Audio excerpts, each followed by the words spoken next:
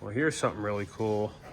This is a brand new Mazda Miata differential out of an ND Miata. That's the latest version of the Miata. And we're going to be installing an OSGiken Lsd into this differential case. And this is something really cool. Check this out, all the way from Japan. The OSGiken large capacity cool cover, I guess you can call it. This thing is pretty nice. Brand new casted unit, quite a bit larger than the rear of this original one. Here, let me go ahead and flip this thing around so you can compare. We have that side profile thing going on. There is the original back of this differential case. And this is our new OSGiken. You can see that is substantially better for oil capacity. And there you kind of give an idea of what you're dealing with right there. Pretty cool. I'm going to go ahead and put that LSD in here, get everything set up, and add that new cover. And stay tuned to check it out. I think it's going to be pretty cool, pun intended. There it is inside. On these ND differentials, the rear of this differential case is the bearing cap. Basically, it's like it's a clamshell, so it's a two-piece case. You have these cover bolts, there's 6 cover bolts altogether. So you have these 6 cover bolts, and then you have 4 heavier bolts here. These are the bearing reinforcement right here, these 4 here. So they're the next ones to come out. You remove the fill and your drain, clean them up, and put them on your new OSGiken cover. So that's a switcheroo over there. You have other plugs and things like this for coolers, I imagine. Maybe a temperature gauge right here, things of that nature that you can add to this cover. So it's pretty versatile, pretty cool. All right, we have the original cover off now and have our ring and open differential exposed here. Here are our bearing cap bolts, our cover bolts, which are all cover bolts in one way or form, but these are definitely to support that cradle right there. Well, anyway, this is the interior of the original cover. You get an idea what that looks like. Fairly shallow. And the interior of our new OSGiken cover, which is quite a bit deeper.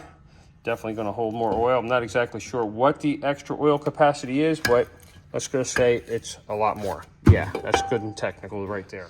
The gear ratio in this is a 286. It's 43 ring, 15 pinion teeth. If it was automatic, it'd be like a 345, I believe.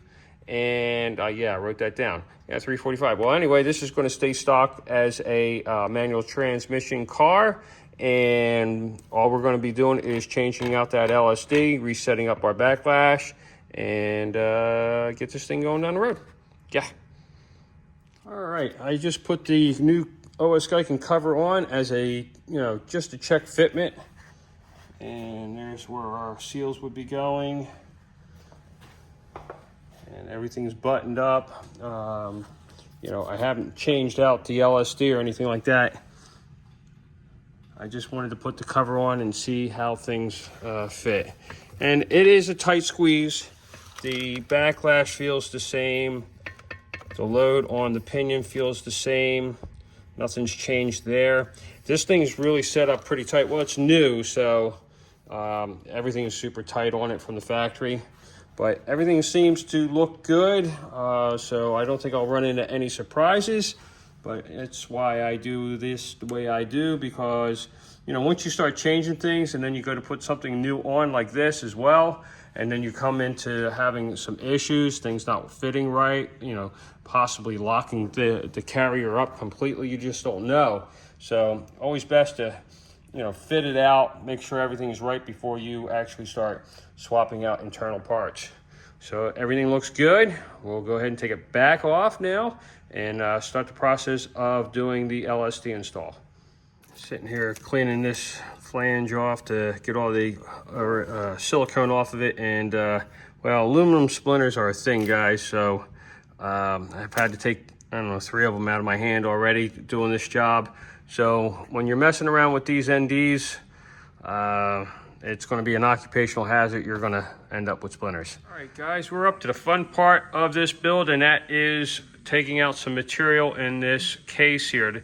When you put an aftermarket LSD in an ND case, it's not going to clear. I haven't found one that does, and this happens to be an OSGiken. It is larger than the original differential, the open differential that was in this thing. So we have to take a little bit of this material out in here so it will clear that LSD. I got to take the rest of this rear end apart. Stand by for all that good stuff. All right, we are all ready, set to go to install this OSGiken Lsd in this ring gear.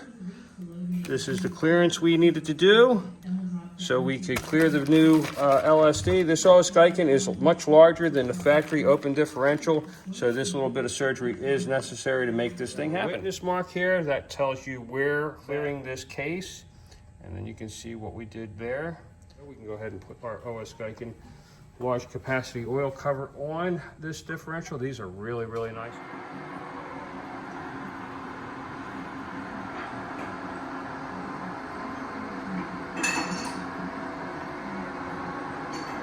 There you have it, all finished up. Just installed the new seals. Underbond sealant in place, all the hardware torqued into place.